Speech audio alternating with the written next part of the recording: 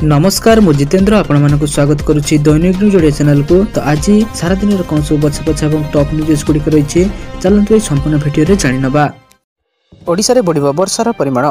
पश्चिम केन्द्र और संलग्न उत्तर पश्चिम बंगोपसागर दक्षिण ओडिशा उपकूल में एक घूर्णिबलय सृष्टि होइछे। 24 तारिख बेलू यह लघुचाप रूप नहीं पारे।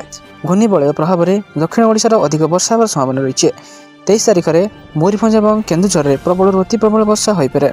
यह दुई जिला को ऑरेंज वार्निंग जारी कर कोरापुट मालकानगिरी नवरंगपुर कलाहांडी और नुआपड़ा अधिक वर्षा हो पारे बोली पाणीपाग विज्ञान पूर्वानुमान करिछे। आज कोरापुट मालकानगिरी नवरंगपुर कलाहांडी और नुआपड़ा अधिक वर्षा हो पारे।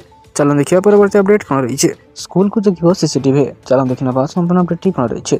Central board of secondary education CBSE छात्र छात्री निरापत्ता को आहरी सुदृढ़ करने एक गुरुत्वपूर्ण पदक्षेप ग्रहण कर बोर्ड तार अनुबंधित स्कूल गुड़िक नूतन निरापत्ता निर्देशिका जारी कर जो समस्त स्कूल उच्च रेजुलेसन और ऑडियो विजुअल रेकर्डिंग सहित सीसीटीवी कैमेरा लगाइबा बाध्यतामूलक कर निर्देशिका अनुसार स्कूल प्रवेश और प्रस्थान द्वारा लॉबी कॉरिडोर सीढ़ी श्रेणीगृह लाइब्रेरी कैंटीन स्टोर रूम और खेल पड़िया आदि साधारण अंचल सीसीटीवी कैमेरा लगाइबा एडवाइजरी जारी कर तेज टॉयलेट और वाशरूम को एथरू बाद रखा जाइए। चलो देखिए परवर्ती अपडेट कौन रही है।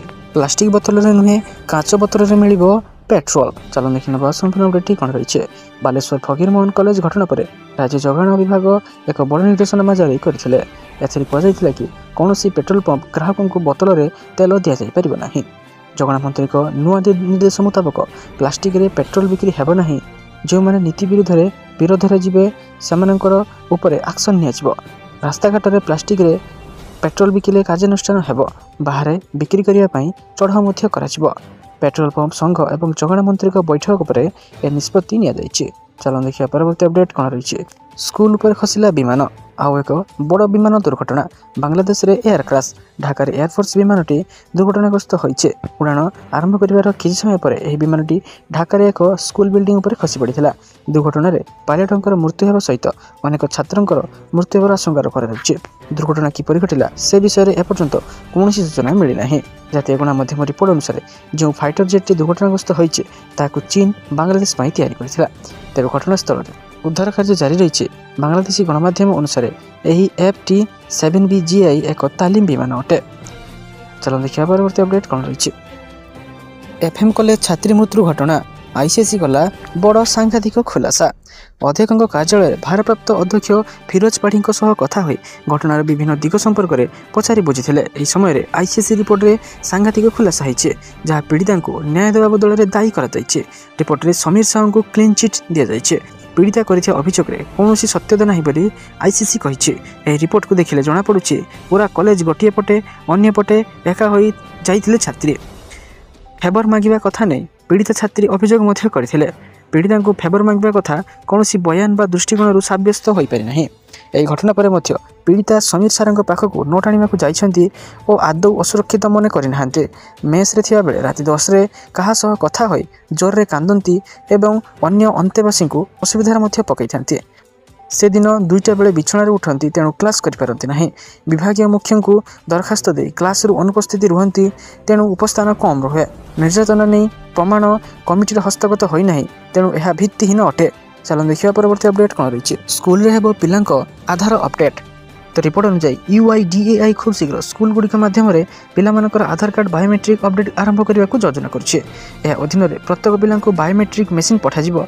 सेठारु से गुड़िक गोटे स्कूल अन्य एक स्थानीय स्कूल को पठाଯିବ एवं यही काम पर्यायक्रमे समाप्त हेबो। रिपोर्ट रे आधार प्रतिष्ठान सहित जड़ित जड़े उच्चस्तरीय अधिकारी ए प्रस्तुति सहित जड़ित एक सूचना शेयर करिसेंती।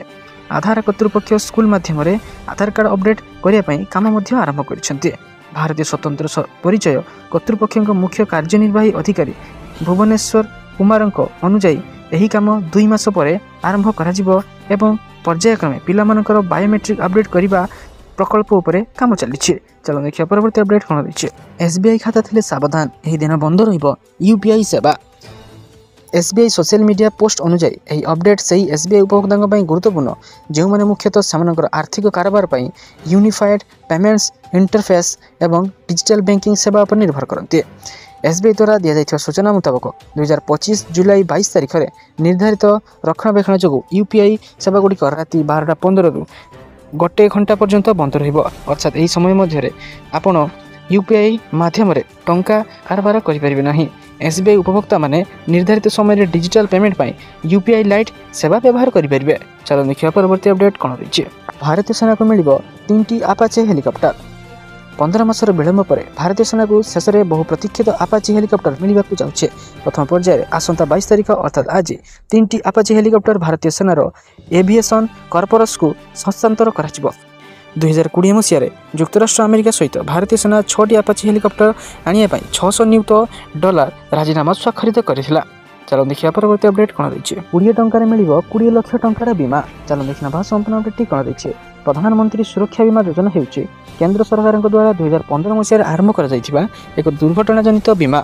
यार मूल उद्देश्य होउची देशर प्रत्येक नागरिकों को विशेषकर गरीब एवं असंगठित क्षेत्र में लोकों को अति कम प्रीमियम रे बीमा सुरक्षा जगाइब। यह योजना अधीन वार्षिक मात्र 20 टंका प्रीमियम रे आप 2 लाख टंका पर्यंत दुर्घटना जनित बीमा पाइपर। यह योजना वार्षिक प्रीमियम मात्र 20 टंका अटे। यह राशि प्रतिवर्ष आपण बैंक अकाउंट रू स्वयं चलित भाव काटिज। दुर्घटना मृत्यु हेले किंबा संपूर्ण भाव आखि 2 एवं 2 हाथ किंबा 2 गढ़र कार्यक्षमता हराइले बीमाधारकों परिवार को जी नॉमिनी थिबो तांकु 2 लाख टंका मिल पारिबो। चलो देखिए परवर्ती अपडेट कौन रही।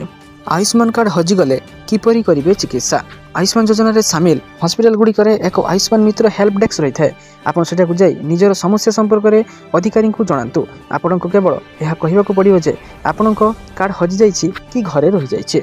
मोबाइल नंबर किंबा आधार नंबर देखांतु। हॉस्पिटल थिबा आयुष्मान मित्र को आपनकर आयुष्मान कार्ड सह लिंक होइथिबा मोबाइल नंबर किंबा आधार देखाई निजर परिचय जांच ईकेवाईसी कराई परिबे। यापर अधिकारी आपणकर परिचय जांच करी आयुष्मान योजना आपणकर पंजीकरण स्थिति निश्चित करेंगे और आपन को मागणा चिकित्सार सुविधा मिल पार। चलो देखा परवर्ती अपडेट कौन रही। एटीएम कार्ड नथिले भी उठिबो टंका। चलो देखना संपूर्ण अपडेट कौन रही। एटीएम को जातु और स्क्रीन रे कार्डलेस कैश उठाण किंबा यूपीआई कैश उठाण विकल्प चयन करंतु।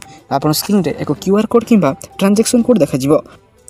आपण मोबाइल में कौन यूपीआई ऐप खोलंतु एवं क्यूआर कोड को स्कान करंतु किंबा कोड प्रवेश करंतु। आपण जो परिमाण रे टंका उठाइबा चाहउछंती ता एंट्री करंतु एवं तापर यूपीआई पिन दियंतु एवं पेमेंट निश्चित करंतु। एबे एटीएम रु तुरंत टंका उठाण कराजिबो एवं कार्ड देखाइबार कौनसी आवश्यकता नहीं। यदि आपण योनो आप व्यवहार करती एवं जड़े एसबीआई ग्राहक तेबे योनो को जातु एवं योनो कैश ऑप्शन चयन करंतु। सेटा को एक 6 अंक विशिष्ट कोड जेनेरेट करंतु। एटीएम को जातु एवं समान कोड प्रवेश करंतु एवं टंका उठिजिवो। चलो देखिए परवर्ती अपडेट कौन रही। खलिला 46 मिश्रण स्कूल। राज्य में मिश्रण पर बंद होता स्कूल मध्य राज्य सरकार 40 टी ताला खोली आ 4टी स्कूल खूब शीघ्र खोलने जाऊँगी बोली विद्यालय और गणशिक्षा विभाग पक्षर सूचना मिलूँ। पूर्व सरकार समय छात्र छात्री कम उपस्थापन थिबा राज्यर प्राय 7751 विद्यालय को निकटस्थ विद्यालय में मिश्रण कर निष्पत्ति नहीं। सेतेबेले भाजपा समेत विभिन्न महलार तीव्र विरोध करा स्कूल रे ड्रप आउट हार बढ़िबो। विशेषकर दुर्गम अंचल छात्र छात्री शिक्षादान वंचित होउथिबा अभियोग उठिथिला। चलो देखिए परवर्ती अपडेट कौन रही। एवं गाँ रास्तार हेब विकास। गाँ गंडा रास्तार विकास पंचायत ब्लॉक को संजोग करुवा रास्ता को पिचु कराजिबो। एही रास्ता गुड़िक पिचु होई नथिबा तुरंत उन्नतीकरण काम आरंभ हेबो। एथिपई प्रति विधानसभा निर्वाचन मंडल 2 आर्थिक वर्ष 2 कोटी लेखाएं अनुमोदन कर सरकार। ग्रामांचल 142 निर्वाचन मंडल को यह स्वतंत्र पांठि मिलिबो। प्रथम वर्ष पांठि 20टी रास्ता नवीकरण करा। रास्ता नवीकरण पर सर्वनिम्न 5 लाख लेखाएं एस्टिमेट करने को ग्राम उन्नयन विभाग निष्पत्ति नहीं। चलो देखिए परवर्ती अपडेट कौन रही। सबु जिले में खोल समाज रिलीफ कमिटीर शाखा। ओडिशार बरपुत्र गोपबंधु दास होउछंती एक सर्वश्रेष्ठ उदाहरण। सर्वोत्तम प्रतीक लोकसेवक मंडल एवं दैनिक समाज पक्षर संबलपुर में आयोजित होता ओडिशा पुनर्निर्माण युव नेतृत्व श्रम एवं संस्कार शिविर उद्दीपना अधिवेशन में लोकसेवक मंडलर राष्ट्रीय उपसभापति दीपक मालव्य उपस्थित युववर्ग को यह वार्ता देइछंती। स्थानीय डॉक्टर राधानाथ रथ कम्युनिटी सेंटर में अनुष्ठित यह 2 दिनिया युव समावेश उद्यापन उत्सव में सभापतित्व करी श्री मालव्य कहते जे लोकसेवक मंडल पक्षर ओडिशा पुनर्निर्माण अभियान संबलपुर आरंभ होइछे। चलो देखिए परवर्ती अपडेट कौन रही। 10 दिन बाकी गच्छित रही 30,000 क्विंटाल बिहन।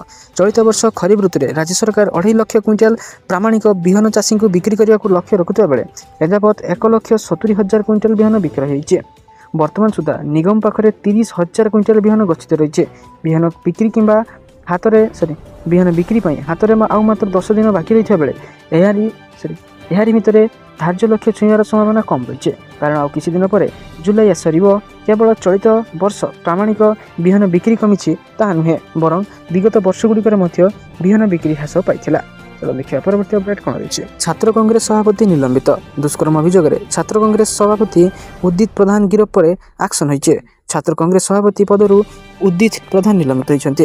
ନିଲମ୍ବନ କଲେ ଜାତୀୟ ଯୁବ କଂଗ୍ରେସ ସଭାପତି NSUI ଜଣେ ଯୁବତୀଙ୍କୁ ନିଶା ଦେଇ ବେହୋସ କରାଇ ତାଙ୍କୁ ଏକ ହୋଟେଲରେ ଦୁଷ୍କର୍ମ କରିଥିବା ଅଭିଯୋଗରେ ଉଦିତଙ୍କୁ ଗିରଫ କରାଯାଇଥିଲା ଏବଂ ଏକ ହୋଟେଲରେ ଦୁଷ୍କର୍ମ କରିଥିବା ଅଭିଯୋଗରେ ଉଦିତଙ୍କୁ ଗିରଫ କରିଥିଲା ମଞ୍ଚେଶ୍ୱର ଥାନା ପୋଲିସ। ଛାତ୍ର କଂଗ୍ରେସ ସଭାପତି ଉଦିତ ପ୍ରଧାନଙ୍କ ବିରୋଧରେ ହୋଇଥିବା ଅଭିଯୋଗ ଘଟଣା ଅନୁଧ୍ୟାନ ପାଇଁ ଏକ କମିଟି ଗଠନ କରିଛନ୍ତି PCC ସଭାପତି ଭକ୍ତ ଚରଣ ଦାସ। ଚାଲନ୍ତୁ ଦେଖିବା ପରବର୍ତ୍ତୀ ଅପଡେଟ୍ କ'ଣ ରହିଛି। ଆଉ ଏକ ମୁସଲିମ ଦେଶକୁ ଇସ୍ରାଏଲ ଦେଲା ଧମକ। ଇସ୍ରାଏଲ ସିରିଆ, ଲେବନାନ, ଗାଜା, ତହରାନ ସମେତ ଅନେକ ଦେଶରୁ ଲଗାତାର ମୋର୍ଚ୍ଚା ଖୋଲିଛି। ଇରାନ ସହ ତ ଗତ ଦିନରେ 12 ଦିନର ଯୁଦ୍ଧ ଚାଲିଥିଲା। ଏହି ସମୟରେ ସେ ଇରାନର ରାଜଧାନୀ ତେହେରିନ ଉପରେ ଖୁବ୍ ବୋମା ଏବଂ ମିସାଇଲ ବର୍ଷା କରିଥିଲେ। ଏବେ ସେ ୟେମେନର ବି ଏମିତି ସ୍ଥିତି କରିବାକୁ ଧମକ ଦେଇছে। ଇସ୍ରାଏଲ ୟେମେନର ଉଗ୍ରବାଦୀ ଗ୍ରୁପ ହୁତିକୁ ଟାର୍ଗେଟ କରି ହମଲା କରିছে। କେବଳ ଏତିକି ନୁହେଁ, ଏହା କହିବା ହେଲା ଯେ ଯଦି ହୁତି ଗ୍ରୁପ ହସ୍ତଶସ୍ତ୍ର ନ ଛାଡ଼େ ତେବେ ପୁଣି ୟେମେନର ପରିସ୍ଥିତି ବି ତହରିନରେ ଭଳି କରିଦିଆଯିବ। ଇସ୍ରାଏଲର ଡିଫେନ୍ସ ସିଷ୍ଟମ ମିନିଷ୍ଟର ଇସ୍ରାଏଲ କାଟଜ ଏହି କଥା ସୂଚନା ଦେଇଛନ୍ତି। तो सारा दिन बछा बछा और गुरुत्वपूर्ण खबर जानिया आम चैनल को सब्सक्राइब रखते और वीडियो गोटे लाइक कर दिंतु। धन्यवाद।